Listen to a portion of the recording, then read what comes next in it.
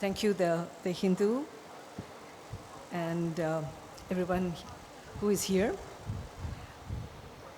I'm very curious, what brings you here, really? How many of you are just wondering whether this is an option I need to look at? How many of you are already at it? How many of you are genuinely serious? And for how many of you is this just, time pass? We might as well come here, get to see a lot of officers and hear them, maybe feel bored, maybe not, but you never know. So I'm really curious about you. I would like to know what is it that makes you tick and why you want to be here now. Let me first come out with the confession. I have absolutely no, insights to give you as to how to prepare for the civil service examination. And let me tell you why. Do not listen to anybody, any civil service officer who is more than 10 years old in the service about how to do it. They don't know anymore because the service, the quality of the questions, the nature of the expectations, everything changes. And we are, as far as civil servants are concerned, I'm a dinosaur. And you do not take,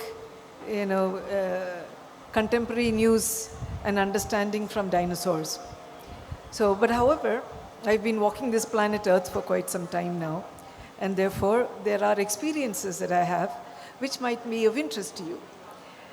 And perhaps that's what I would be able to share.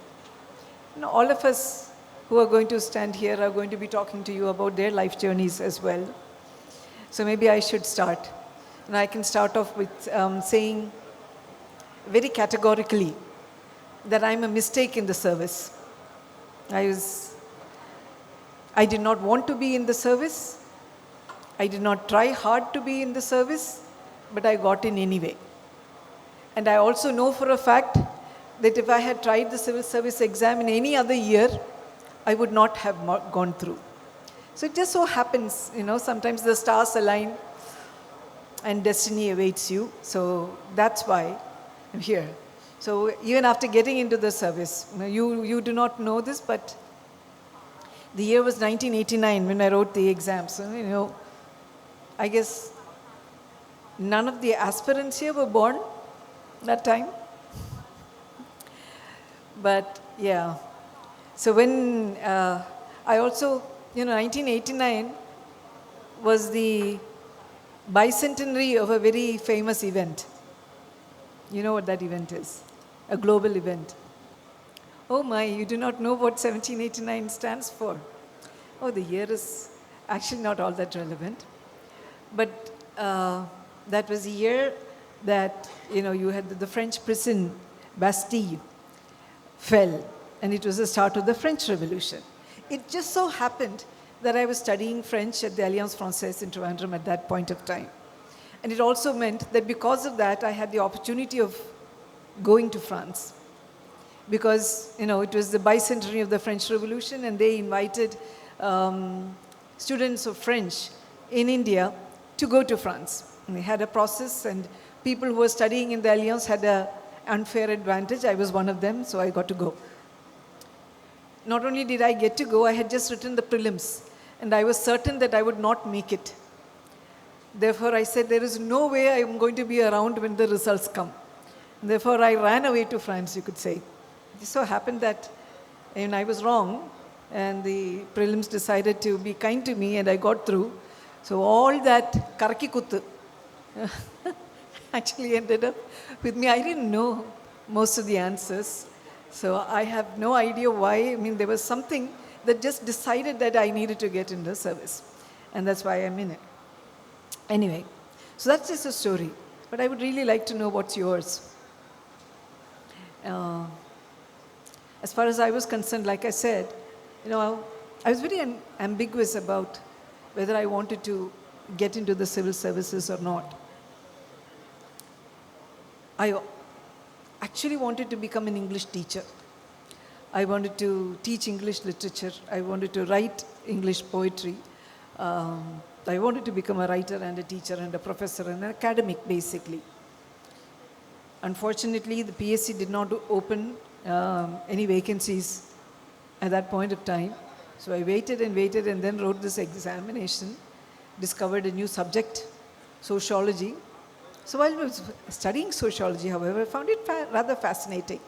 And much of what I learned then still stays with me. I'm sure it is dated, but even then, it is good to, it is good to remember. So what I'm going to do is we're going to have a discussion. I'll ask you questions, you give me answers. And we'll take it from there. So I would like to know, why are you here?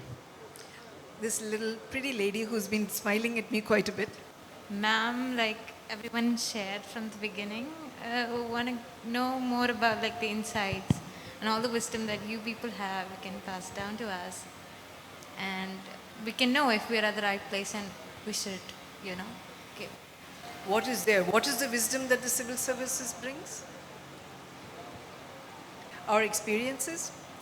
You'd like to hear about experiences. Okay. Anybody else? Why do you want to write the civil service? So I am somebody who's very interested in public policy and international relations in general, but not really interested in research per se. So I would want to work implementation part rather. So I think this. Okay. So you are interested in public policy, but not in research. You are interested in implementation.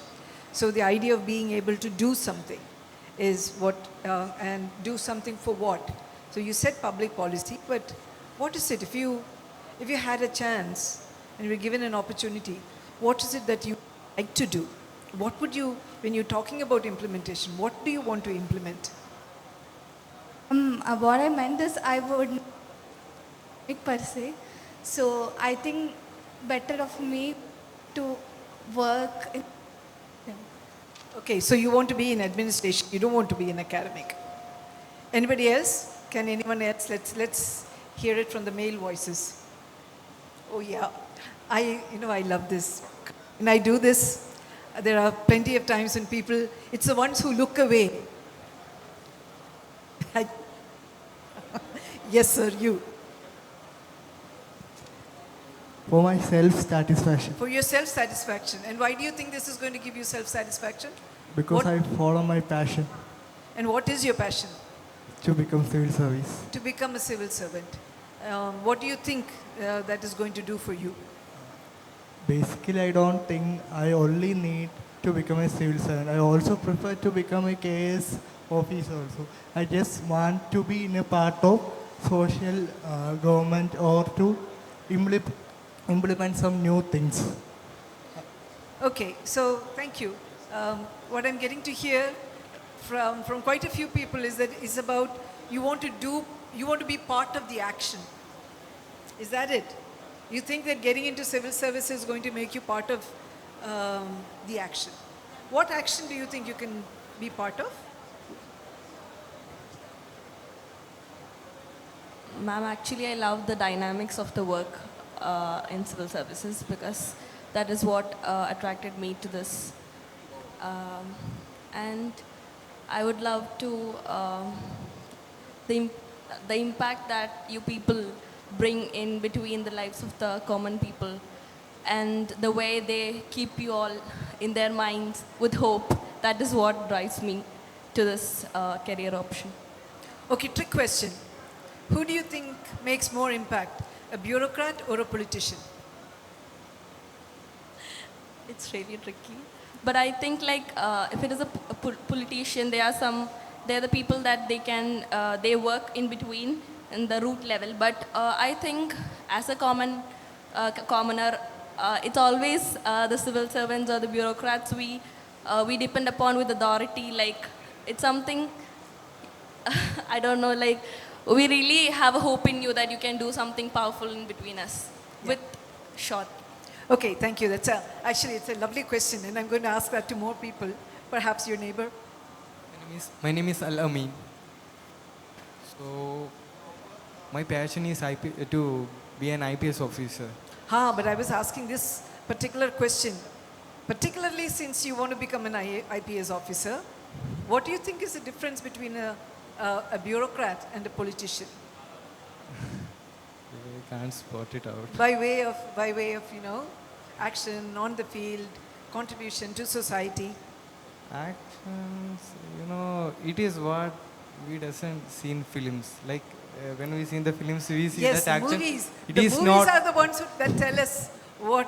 How many of you have watched, what is that movie, the Delhi story? Is it the story of the 𝗲𝗂𝗽𝗲𝗿𝗃 rape? And have you seen any of? Do you remember what the name of that serial is? Delhi? Delhi crime, huh? Yes. Part 2, part 1. Have any of you seen that? Yes? Raise your hands if you've seen it. So anybody who really wants to get into the IPS, I would suggest that you see it, because that, I think, of all the movies that we have seen, it gives the closest depiction of what really it means to be in the IPS. It gives you very straightforward, very close to the truth picture of the IPS. No, the IPS is not the commissioner.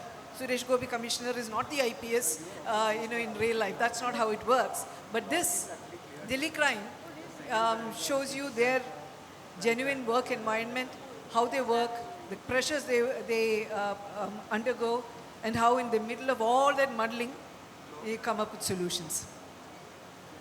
Yeah, so you want to be the IPS, but you still didn't tell me what the difference is between a bureaucrat and a politician. I can't spot it out. You cannot spot it out. Are there any volunteers?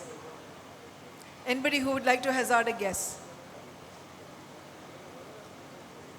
So, as a politician, you would have to lean to your political strategization and political leanings.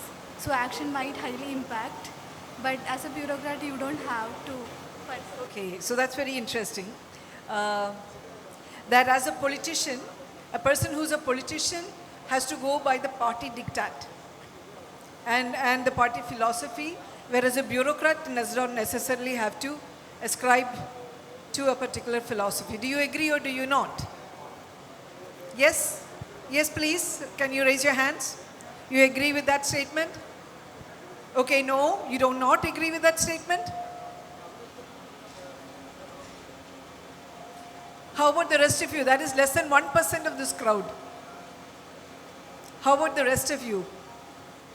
Are you completely uninformed? You do not know what you are getting yourselves into by desiring to be civil service aspirants? Okay. So let me tell you about, it was an anecdote that I shared with the Chamber of Municipal Chairpersons yesterday, 2 days back. And this was about, when we entered service, long back. I remember something that was told to me by one of our professors at the academy. And this is what they said. They said that, when you enter the service, you have contempt for the politician. And why do you have contempt for the politician? Because you think that you know more. You have come in through a very detailed, the most difficult examination, scrutiny that can be found not just in India, but perhaps even globally. It is such a difficult examination. You've made it, you've aced it, and so you're the cat's whiskers. And they are the backbenchers. They are the ones who are always creating trouble, in school, in colleges. They are the troublemakers, the ones who can't become doctors or engineers or civil service officers. They go out and become politicians and get into social service because it's all about brawn and not about brain. And we are the brains. That's the impression that we start off with. A valid impression. And then you get along in service. By the time you become district collector or SP, your attitude changes a bit, because you realize that a lot of things get done only if they also oblige. So then you kind of start thinking of them as a necessary evil. You need to engage with them. And in the beginning, you don't want to engage with them at all. But then you need to engage with them, and you do that. But it doesn't stop there. You get older. and you get older and you get into policy making. And as policy makers, you do not drive a policy. You only interpret it. Or you only create it in the image of what your political leadership or the political government wants. It's their agenda that you are implementing. And that's when certain other things also come to mind. You realize that the knowledge in books and technical knowledge, it has its space. But society and understanding of society, that is the skill and that is the knowledge which they hold in much greater abundance than you do. They know the pulse of the people. They know how things can go wrong. They know how to navigate problematic situations.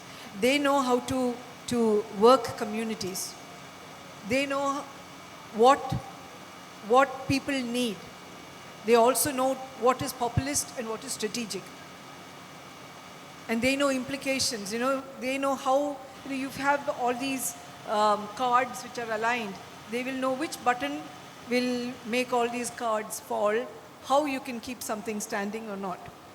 They know so much more than you.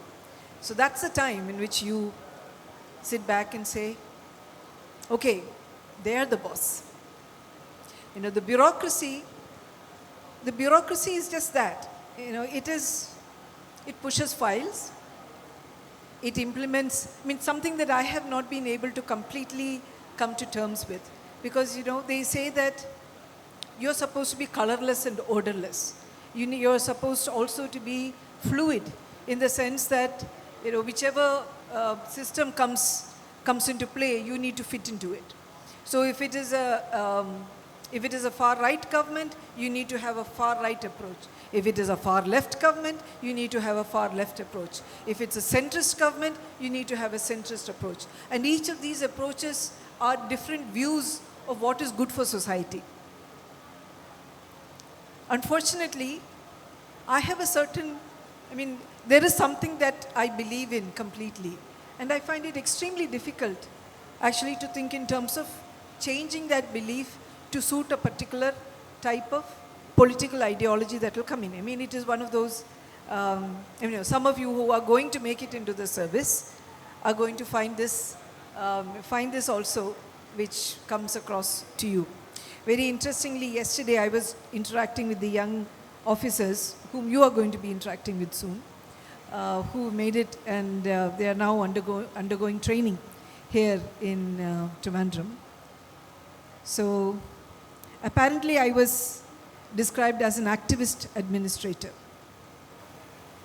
And they said, the very clear input that we've been given right now at the academy is that do not ever try to be activist.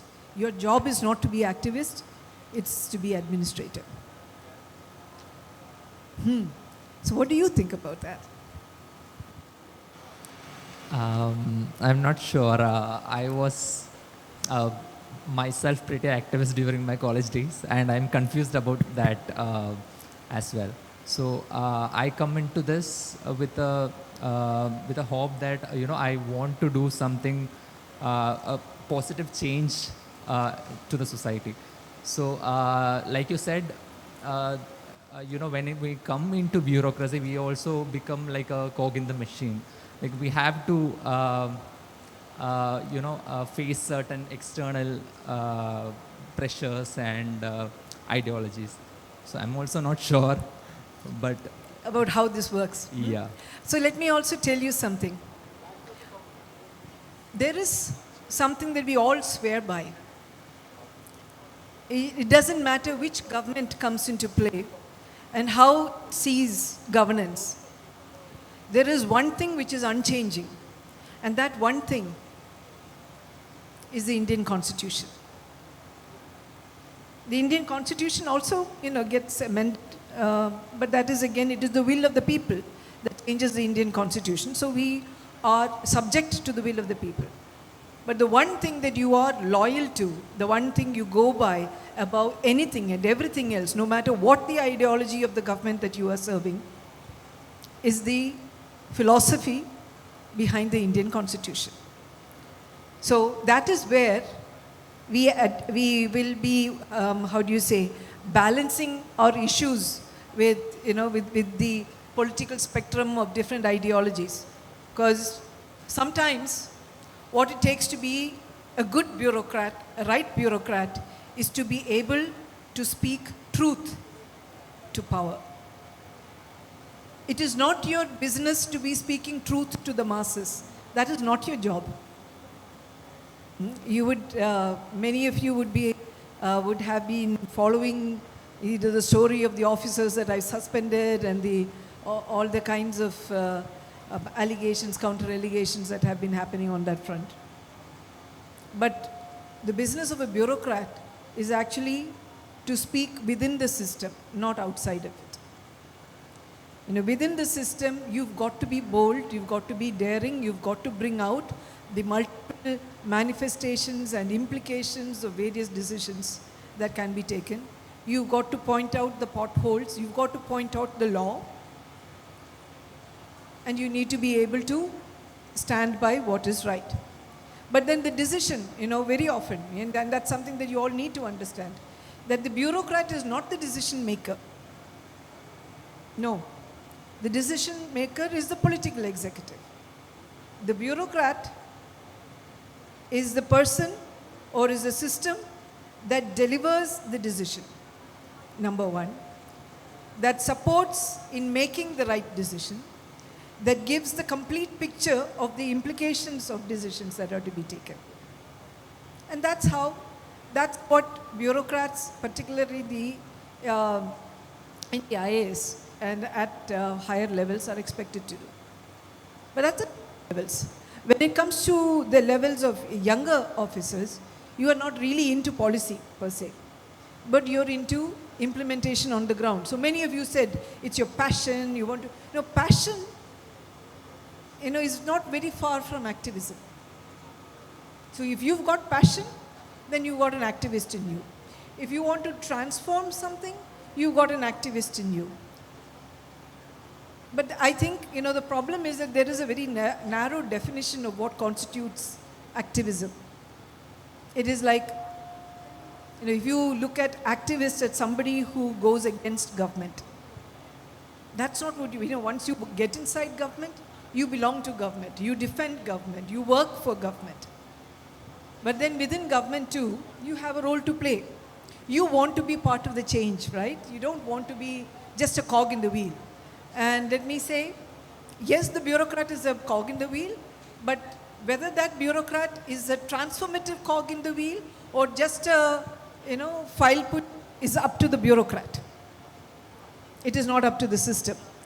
The system would actually like you to be transformative.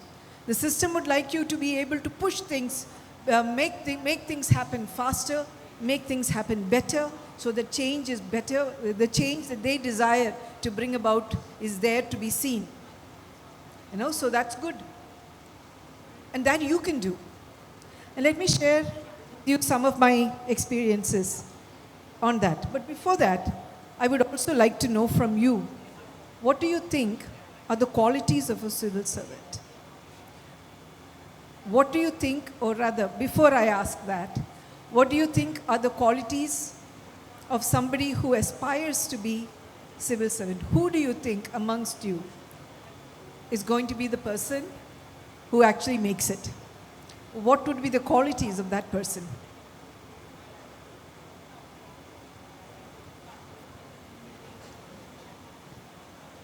Be truthful to our job and believe. What qualities should you have in order to crack the civil service? In order to crack. Yeah, yes. That's what you've come here to find out, right? Yes, ma'am. So what do you think you should have? So let's start with what you think is needed. Should observe all things in a very clarity and interpret it in a very good manner by comparing with the current situations and all things. Okay. So good. One of the things you said was that you should have observation and clarity. Both of these are good. Yeah, I see that you want to speak. We need perseverance too. Perseverance. Now actually, that was the answer I was looking for. Because the one thing, we see in officers who make it through the civil service is perseverance, is the ability to keep on at something, the ability to not give up. That is very difficult to actually do, but you will see that, you have people from all walks of life, from all kind of, all kinds of academic and other backgrounds, some rural, some urban, some sophisticated, some very, very country-like folk. You've got all kinds that are coming in. But the one thing that you will see that every single one of them possesses, who's made it to the civil service, is a capacity for hard work.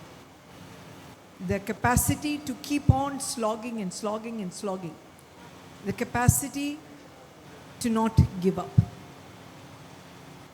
And if there's one lesson which I think that is still relevant from a dinosaur like me, is that you want to make it, you cannot afford to give up. And that's how, it's a quality that you find all kinds of people. People who like the arts, people who are very technically oriented, people who've got a very social drive, people who are not interested in changing society at all. Oh yeah, we've got plenty of them as well in the bureaucracy. But what we do find is that they are all of them, none of them are there. I said I was there by accident, but I have that too. To be able to persevere, to be able to work hard for something, which means that you've got this ability to dig in deep. It's called grit. You heard of it, right? Grit is very important. And when you have that, the other kinds of things that you develop are also a thick skin. You develop the capability of being able to be humiliated, of being wrongly accused, put in difficult positions. But you take all of that, of things going wrong. There are people who will find themselves caught in vigilance cases only because they made scapegoats for something or the other. There will be people who will take decisions that are very far-sighted but find that they get into trouble because of those decisions. And so you will find that it's a very rocky ride. And only those who are strong of spirit can survive that ride. And in order to survive that ride, one of the indications is your capability to endure, your capability to persevere. Your capability, and that is something that you will find defining, that defines officers who come into the service, no matter how they are. I mean, some of us who are going to be very flashy and flamboyant, some of us are going to be very reserved and, will not speak a word to save their lives. But despite all of this, you will find that all of us have that capability, have at the root of things, have grit, have endurance. And that's the deciding factor. So I also want to say that not getting into the service does not for a moment mean that you are not brilliant. Please understand that. And please also understand that there is a huge element of luck, of chance in getting in. Ultimately it is 𝗲𝗪𝗽𝗲𝗿𝗍𝗲 𝗲𝗪𝗽𝗍𝗲. You got to do your bit, and then it's out of your hands. You may make it, you may not make it. But going through this kind of grind is always going to be of value to you in whatever you do. And that is also important to know. Somebody might say that, okay, I'll get into the KS if I don't get into the IAS. And then you might also get into some private jobs. But what you find there is that the very fact that you've been through this grind makes you stronger. It makes you resilient. It makes you adaptive to change. And that is very important in whatever you do in the future. Some of you are going to become startup entrepreneurs. And you might say, what the? I mean, this is fine. I gave it my time, but that's it. And it's not going to be I'm not going to be doing this anymore. And then you find that you've actually developed an amazing skill set. You've got your knowledge base has expanded tremendously. Your understanding of team and work, your entire work ethic has changed. And these things are going to stay with you. And these are going to make you incredible human beings. So I just want to say, because you need to remember that not all of us are going to make it. Some of us are. But that journey itself is going to be transformative for many of us. So let me get back up here and just finish some of the things that I talked about here. So like we said, perseverance is important. As was mentioned, clarity. It is good to have clarity. Clarity, logic, articulation, all of these are important skills for civil servants to have. And it is also important to have a very clear, and when we say clarity, so you also need to, any job that you are looking at in the civil service, the one thing that you need to know completely in and out is the Indian Constitution. So the Constitution of India is what drives the civil service. It is, you would need, so be it in audit accounts or in railway trafficking service or in defense account service or in IPS or in the foreign service or in the IAS, in the revenue service, you will find that every single one of us is bound by what the Constitution tells us that the mandate is, what needs to be done, how it needs to be done, how the systems work together, what are our fundamental rights, what are our directive principles, what drives the Indian Constitution. And that is a philosophy that you would need to learn, you would need to assimilate, you would need to imbibe, and you would need to make your own. It is important as civil servant, but it is also important as Indian citizen.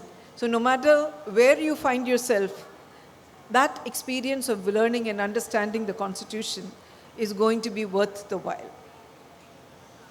Now, I would like to also point out to you that things, I mentioned that you shouldn't be looking to hear from people who are 10 years into the service about how to do the examinations. And this is because primarily that the world is changing so much faster than we understand. Venu and I, we jokingly talk about how there was a time in the younger generation, the district collectors, sub-collectors, they're all coming out with any problem that you threw at them, the solution was an app. It was like, oh, come on.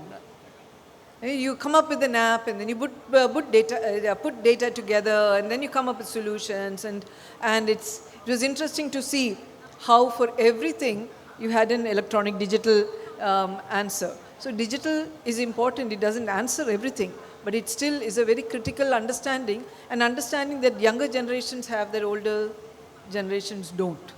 We are the generation who says, oh, please tell us how to open this account and that account, and how do we navigate, Paytm.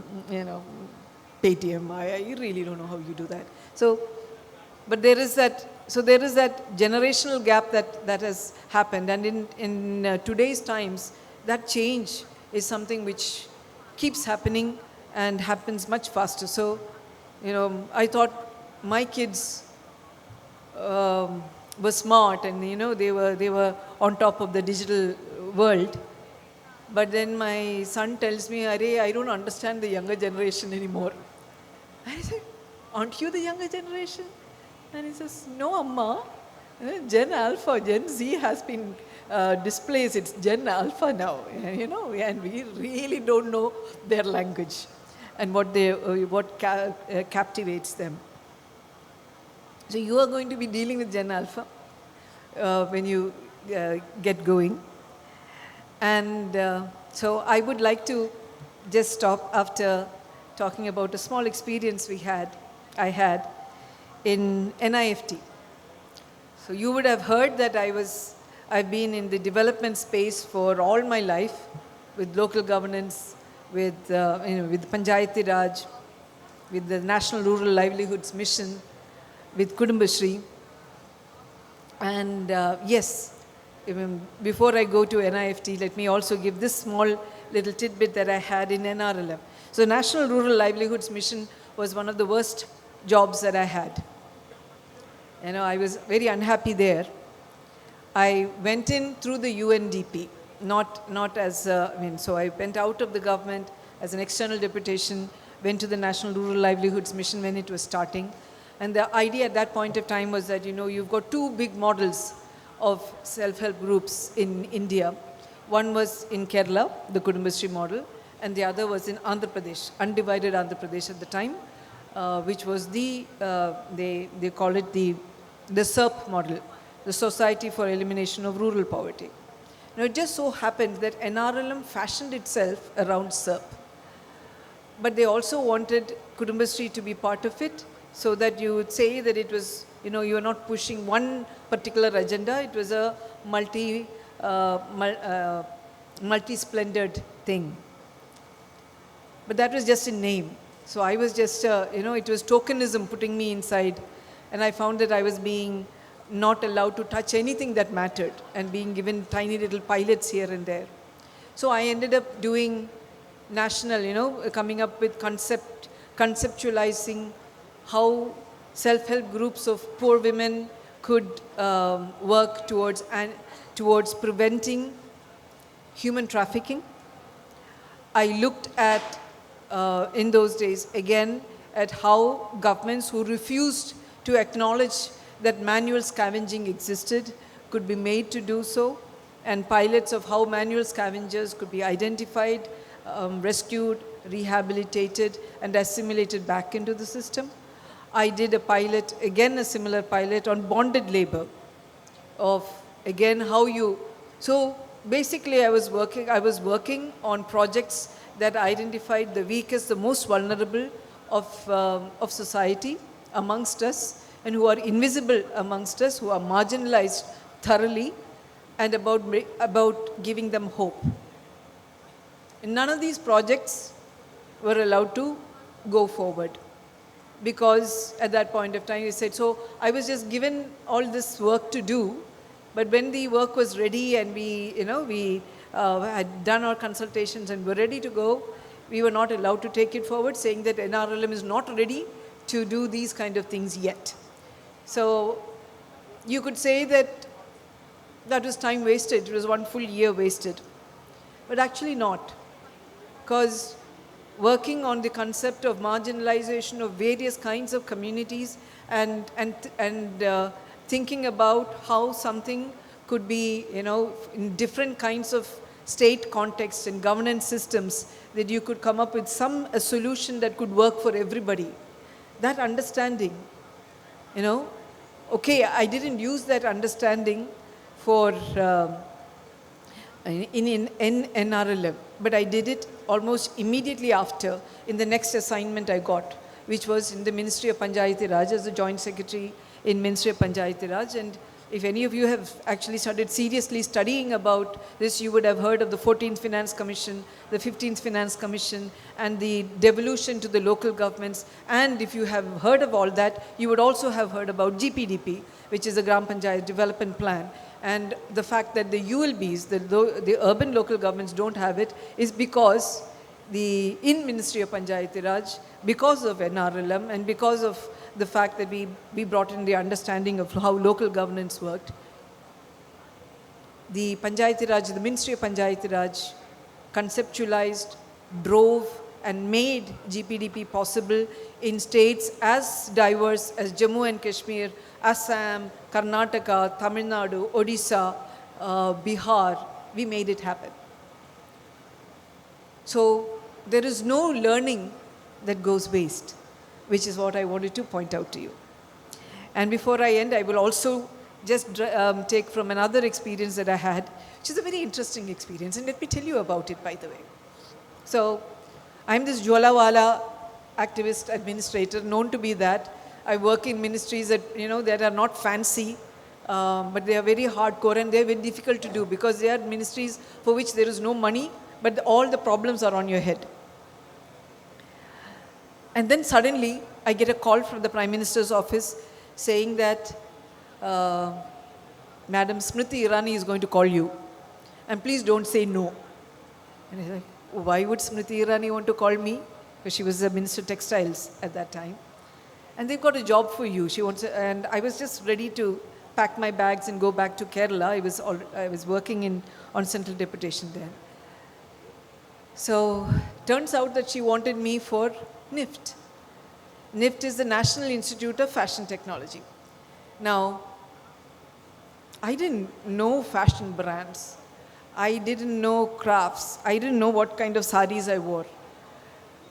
And I thought, in which universe would I be regarded as appropriate for fashion technology? So I did go and meet her, and I tried to convince her that I was absolutely the wrong choice to be in NIFT. But she said, I want new eyes. I want someone who sees this differently. And I also want a woman there. So anyway, therefore I ended up, we had a very interesting conversation. I'm not going to let you into all of that. But at the end of it, I found myself in NIFT. I also found, I go and call on the union minister after joining NIFT, and I see very strange looking people there. Somebody in a bowler hat, long hair, looking very, very frivolous. And they look at me, and they look at me very, askance me, hey, ye kahan se aa gaya? That kind of look. And she said, yeah, we need to give her a makeover. So you see you see me after the makeover right now. But anyway, what I wanted to tell you about NIFT was also that an important agenda that we had in NIFT was changing the curriculum.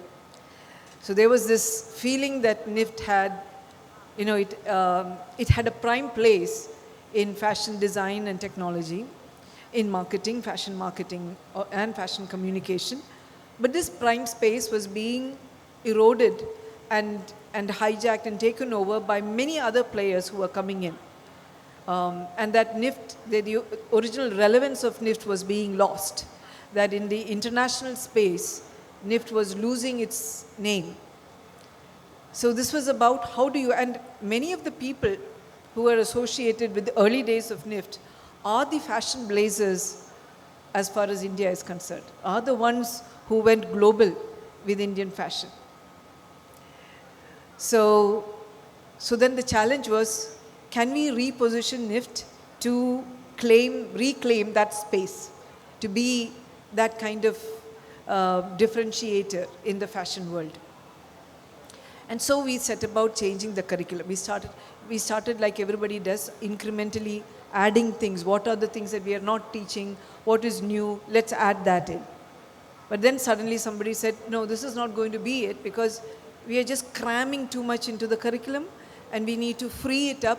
We need to look at what is happening, look at the pedagogy of today. We need to remember who our children are, who the students are. And these students, they don't need you to provide information, because whatever you say, they're going to check on their mobiles and counter you before you can. So it's like, they don't need you to give them information. They don't need you to give them knowledge, but they do need you. And what do they need you for?